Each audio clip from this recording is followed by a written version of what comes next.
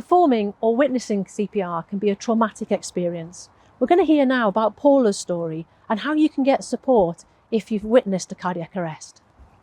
We were out running with our running group.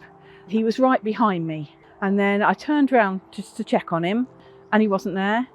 We ran back and Matt was on the floor. He was no pulse, no breathing, completely grey.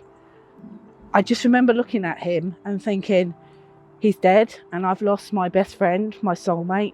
Nothing is going to be nice again. But the run group were fantastic. They started CPR immediately. The ambulance team arrived. They did 5 defib shocks. And on defib number 5, a policeman ran back to me and took my hand and said, Paula, we've got him. They loaded him into the ambulance and then off they took him to the hospital. They explained to me that they were going to have to take him now and they were going to do whatever was necessary now to save his life. Literally about an hour later, they came back and said they'd done the stent and did we want to see him? And he was awake and alive. And it felt just mad that he could be dead on the floor and now he's alive. He couldn't remember anything, but I could.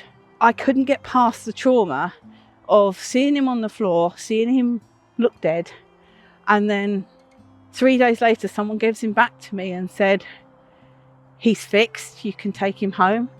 And that just was terrifying. And it just felt like I was going home with someone that could drop dead at any second, because I was frightened to go home in case Matt had died. I was frightened to be at home in case he suddenly looked like he was going to die and I might have to do something.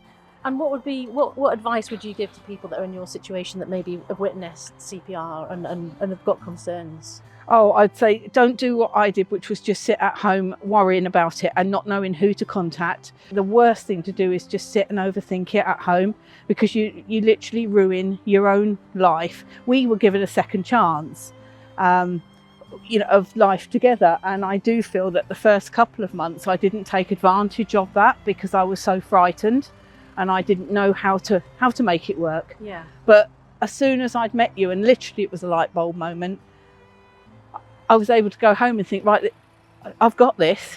I know what I'm doing now. And as we've discussed, we've set up this brand new website with the support of the Resuscitation Council and Welsh Ambulance Service. We know what kind of support people like you need, and we know when you need it. And this resource that we've developed, it's all now in one place. Yeah, I think that will be amazing, and that will help so many people. And thank you so much for doing it.